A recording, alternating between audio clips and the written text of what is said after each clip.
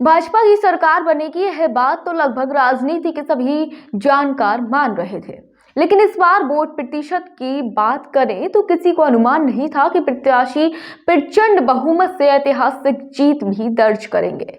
इस बार भाजपा और उसके गठबंधन को जो मत मिले हैं उससे वह स्वयं हैरान है। जानिए क्या था इसका बड़ा कारण। भाजपा ने उत्तर प्रदेश में 2017 में एक ऐसी प्रचंड जीत हासिल की थी कि विपक्ष की रातों की नींद उड़ गई थी।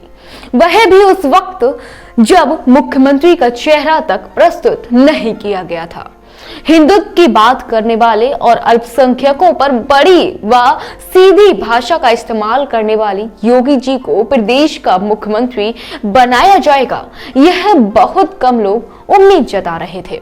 2017 में अगर यह कहा जाए कि स्वयं मोदी जी इस चुनाव को लड़ रहे थे तो गलत नहीं होगा। उस चुनाव में भाजपा को जितनी सीटें मिली थी वह हैरान करने वाले नतीजे आज तक कभी नहीं देखे गए थे। आपको बता दें कि 2017 में एनडीए यानी कि भाजपा गठबंधन का वोट प्रतिशत 39.67% मिला था, जबकि उनके पास कुल सीटें थी 312।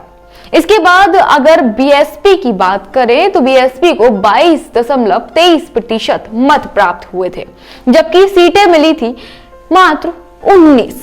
इसके अलावा वोट प्रतिशत की बात करें तो समाजवादी पार्टी की हालत और ज्यादा खराब थी। यहां सपा को 21.82% मत प्राप्त हुए थे, जबकि उनके पास सिर्फ 47 सीटें थी। 2017 में विपक्ष इतना कमजोर था कि सभी की सीटें मिलकर एक सैकड़ा भी नहीं हो पाई थी।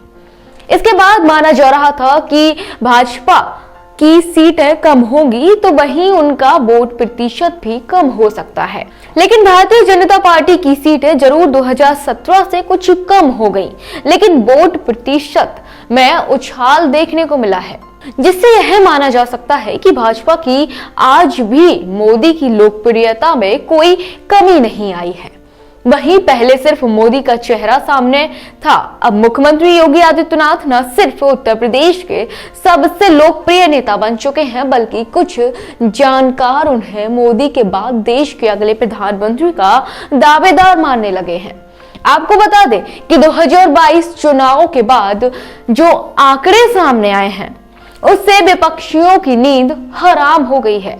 यहां भाजपा और उनके सहयोगियों का वोट प्रतिशत बढ़कर 41.29% तक पहुंच गया, जिससे भाजपा को 27, जबकि सपा के वोट प्रतिशत में भी भारी उछाल आया है, जिसमें उन्हें 32.6% मत मिले हैं, जिसकी बदौलत अब अगर बसपा की बात करें तो उन्हें मात्र 12.88% ही मत प्राप्त हुए हैं।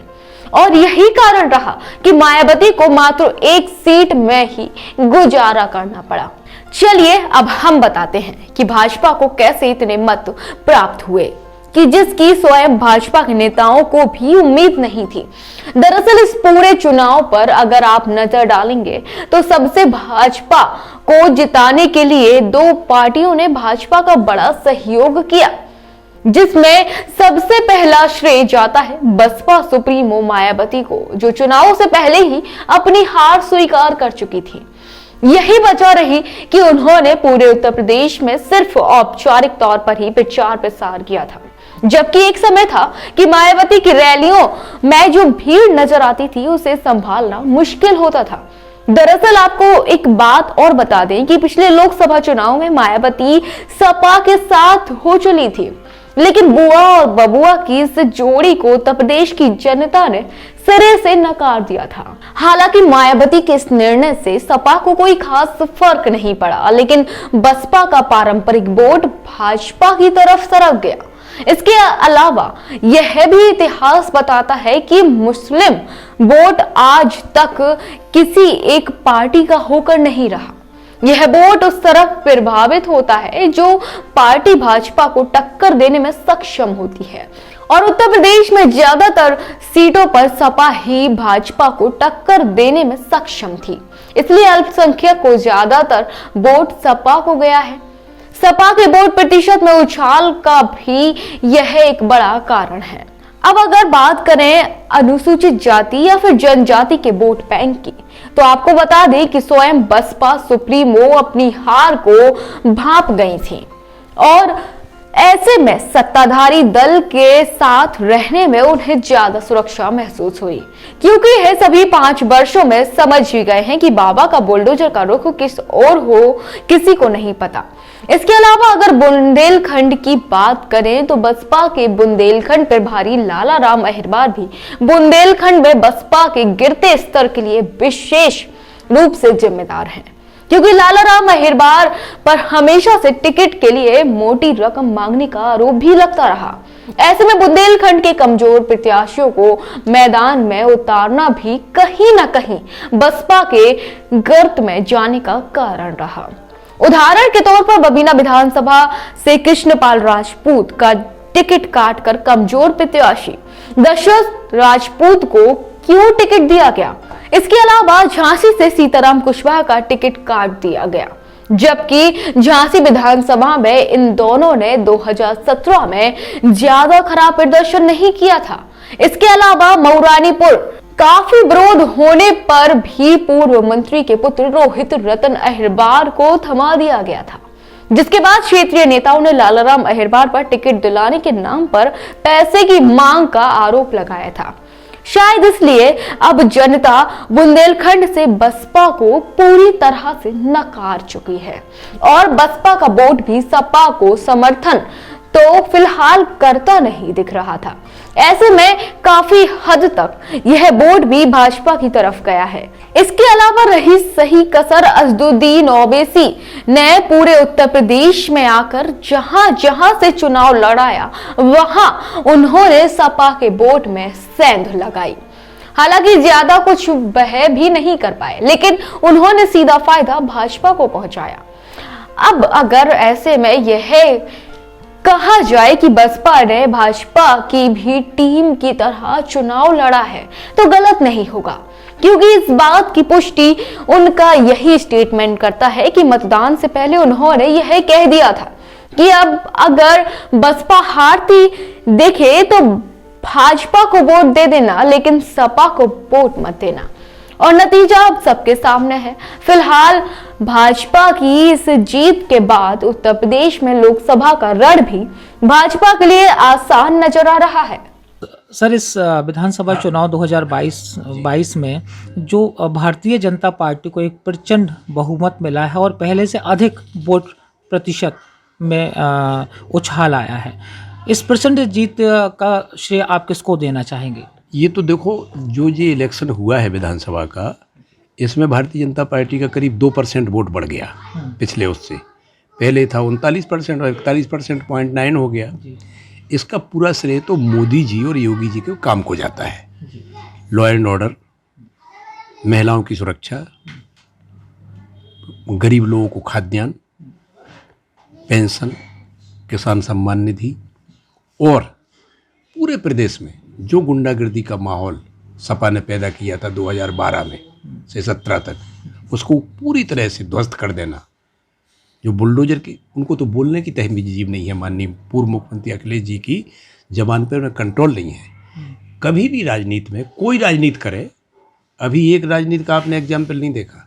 एक हमारा एमएलए IPS से इस्तीफा दे करके एमएलए चुना गया सरोजनी नगर में, वो अपने विरोधी के यहाँ मिलने चला गया। उसके पाँव छुए उसने, उसको माला डाली, तो उसको कहना पड़ा कि वो IPS है, असीम अरुण या कुछ और नाम है, RPN सिंह, 2 लोग हैं ऐसे। आप ये कल्पना करिए कि इस देश की राजनीति में और दुनिया की राजनीति में आज रूस और यूक्रेन का झगड़ा हो रहा है, कितने लाखों लोग, हजारों लोग परेशान हैं और सैकड़ों लोग मर रहे।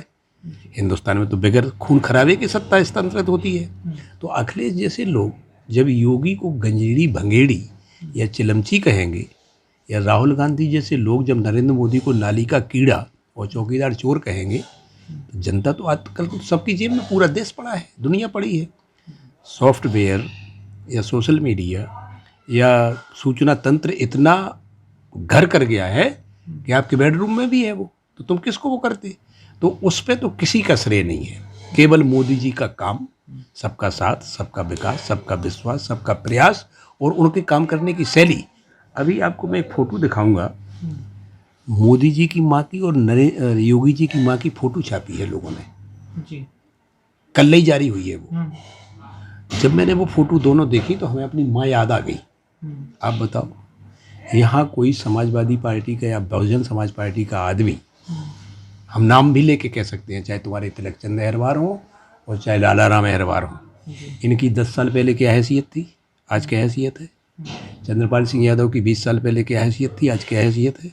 सुंदर सिंह की 15 साल पहले क्या हैसियत थी, आज क्या हैसियत है। दीपनाथ, आदमी को आंकलन तो करना चाहिए ना। लोक लाज से लोक राज चलता है। नेहरू खानदान ने इस देश को अपनी जागीर समझा। 18 साल जवाहरलाल, 11 साल इंदिरा गांधी, 10 साल मनमोहन सिंह की राहत में रिमोट, 7 साल राजीव गांधी, 10 साल सोनिया गांधी। देश किसी की जागीर है क्या?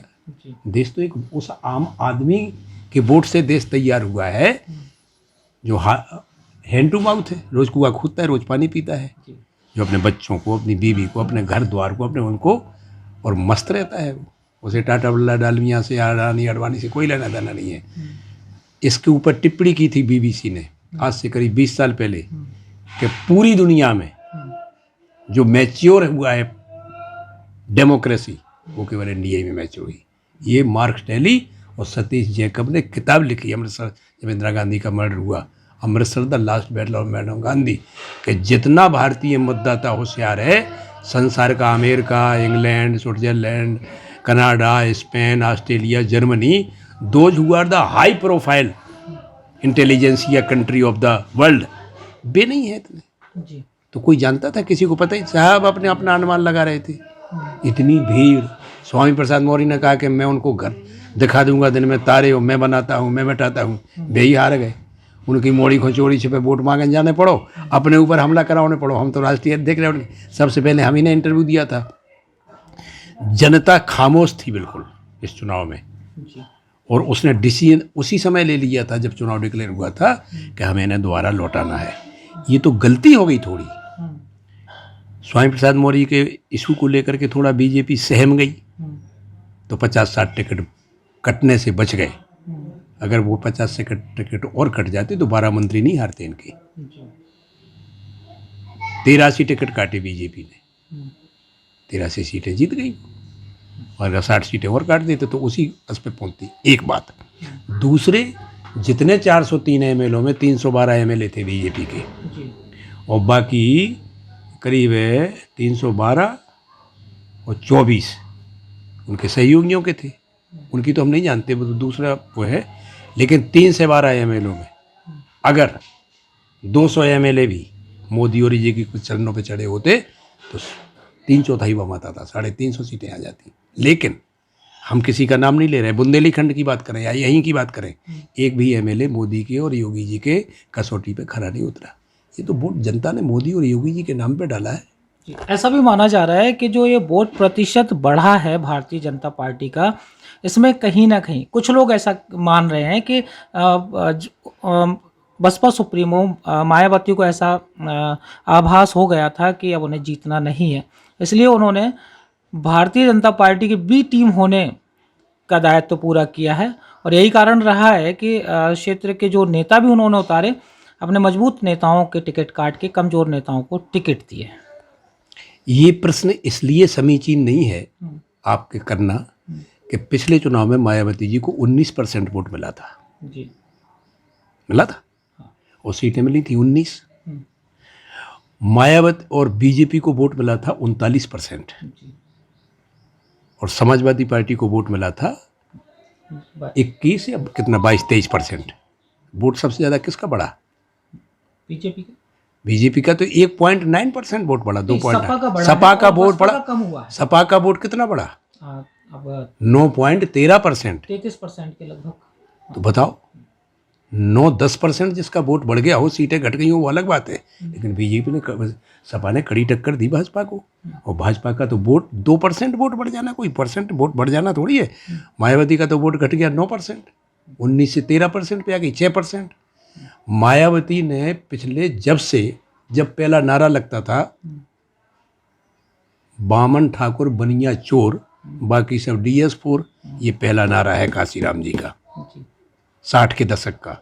फिर 70 के दशक में नारा बदला, तिलक तराजू और तलवार, इनको मारो जूते चार, ये नारा लगा। फिर थैली, पहले नारा लगा जिसकी जितनी भागीदारी उसकी उतनी हिस्सेदारी। फिर नारा बदल गया, जिसकी जितनी थैली भारी उसकी हिस्सेदारी। जब प्रधान से लेके और MP तक के टिकट मायावती जी बेचेंगी तो आजकल जो नई पीढ़ी है सबसे ज़्यादा तो उन्हीं का वोट है। उत्तर प्रदेश के 24 करोड़ में करीब 16 करोड़ वोटर हैं। 16 करोड़ में परसेंटेज अगर निकालो तो 48% नौजवान है, और लेडीज को निकाल दो, बच्चों को, 48% नौजवानों में 40% नौजवान मायावती के खिलाफ है। अभी हिंदुस्तान दैनिक के संपादक श्री शशि शेखर ने ये नियोगी जी के घर पे ही परसों नरसों इंटरव्यू लिया। उन्होंने कहा कि मैं पूछा अहरवाल लोगों से कि तुमने किसको वोट डाला, तो कहते हमने मायावती के खिलाफ वोट दिया। क्यों? बोले हमको बेचती रहती हैं और कुछ करती धरती नहीं है। तो ये कहते हैं ना कि B टीम, मायावती का जादू खत्म हो गया। आगे आने वाले चुनाव में जो भी चुनाव होगा 27 में, उसमें समाजवादी खत्म हो जाएगी। जब सोशलिस्ट पार्टी जहाँ से चली थी, अभी दिख रहा ना जी, अब शिवपाल सिंह यादव को नेता विरोधी दल के लिए ये नामनट किया।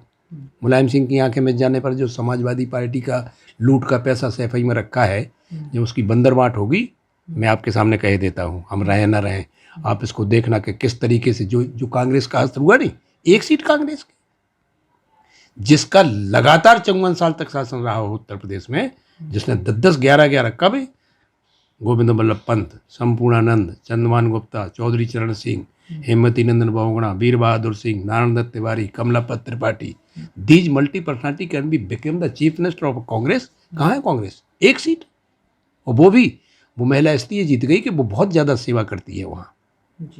जो वो जीती है कांग्रेस की, वो सोनिया गांधी की वजह से नहीं जीती, न राहुल गांधी की वजह से। ये तो चुनाव में नहीं गए तो बेचारे कहाँ घूमते रहे।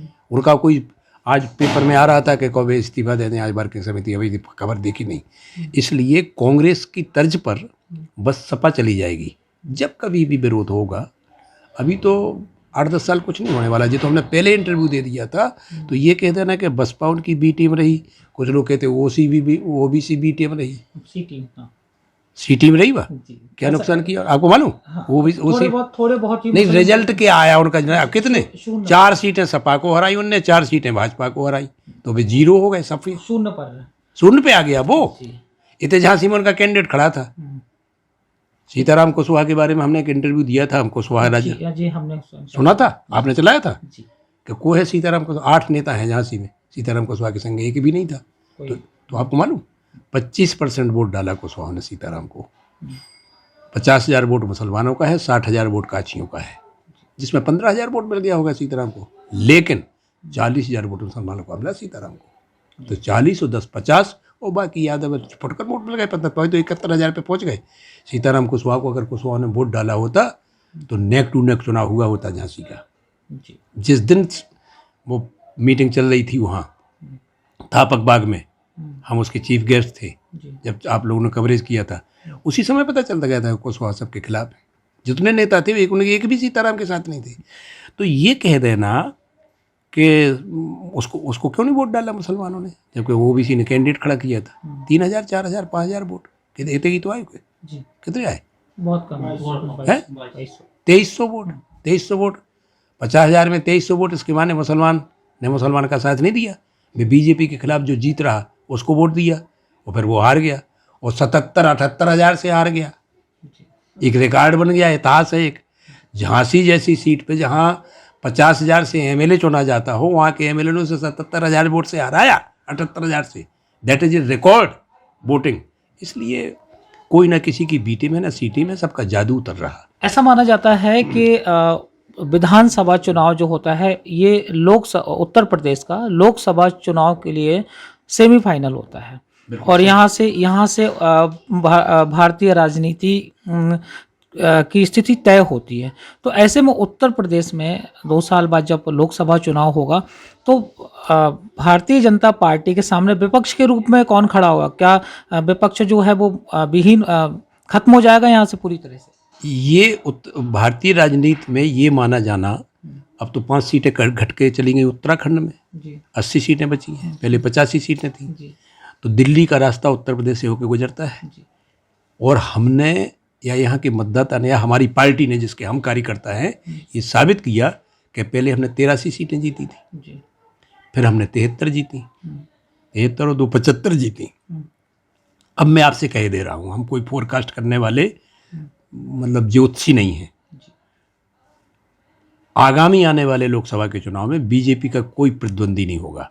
अभी 41% वोट मिला है, 50% से ऊपर बीजेपी का वोट जाएगा लोकसभा के चुनाव में। और हो सकता है कोई खाता ना खुले किसी का। ये हो सकता है कि एक्सेप्शन के लिए अपवाद स्वरूप कोई सीट जीत जाए तो जीत जाए। अभी इतना ग्राफ जाएगा कि लगेगा कि हाँ क्या हुआ है। अभी अब काम तो शुरू, अभी तो मुख्यमंत्री योगी आदित्यनाथ चूँकि एक संत हैं भी, उनका माँ, जिसके आदमी का पिता मर गया हो, वो 5 साल से अपने घर नहीं गया हो, जिसकी माँ उसको अभी रोया वो परसों, आपने सुना उनका जी। बहन की फोटो दिखाई गई तो रोए, और माँ की फोटो दिखाई गई। आप जैसे पत्रकारों से पूछा तो उन्होंने कहा कि हम माँ के पास क्या मौके लेके जाएंगे और हमें जाना है माँ के पास। और उनकी बहन फूल पत्ती बेच करके अपना गुजारा कर रही और माँ उसी टूटे घर में रह रही। आप बताओ कितनी संपत्ति है। चंद्रपाल सिंह के लड़के ने एफिडेविट दिया 70 करोड़ का। उन्होंने जितने भी सपा के प्रत्याशी ले लो, 10 करोड़ से कोई कम नहीं है। क्या कोई कारखाना चल रहा है किसी का? सब लूटपाट करके वो ज़मीनों की तो उस पे है।